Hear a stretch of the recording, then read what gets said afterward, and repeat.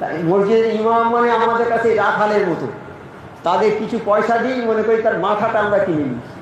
এটা ঠিক নয়। ইমামের মর্যাদা অনেক বেশি।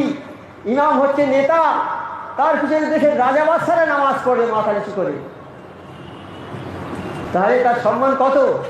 তার পেটে ভাত থাকবে না, সে নামাজ পড়াবে কি করে? হ্যাঁ, আমরা একটা আত্মীয় এলে 5,000 টাকা খরচ করে দিই, আর ওই ইমামের বেলা 200 টাকা দিতে পারবো না, তখন আমাদের টান পড়ে যাবে। তার টান পড়ে যাবে, এই টানটা ঠিক নয়। পয়সা উপার্জন যেমন করতে হবে হালালভাবে, হালাল কাজে ব্যয় করতে হবে, এগুলো আমাদের দেখতে হবে, তবে আমাদের সমাজের উন্নতি হবে বাবা, নচেত হবে না। হবে না যতই আমরা বড় লম্বা জামা গাড়ি দিয়ে ঘুরি আর যাই করি।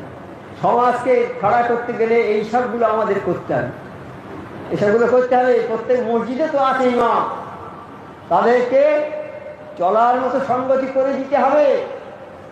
আর তারা সকালে বিকেলে সব সময় ছেলেদের পড়াবে, গ্রামের ছেলে তৈরি হয়ে যাবে। আজকে একটা মাওলানা পাওয়া যায় না, নামাজ পড়ার লোক পাওয়া যায় না কোনো মসজিদে, অথচ সেখানে 10 বছর ধরে একটা ইমাম আছে। কি কাজটা হলো বাবা সেখানে? কি বাস্তব কথা বলছি নাকি? বাস্তব কথা তো এগুলো নাকি? এগুলো আমাদের সচেতন হতে হবে, আমাদের সচেতন হতে আমাদের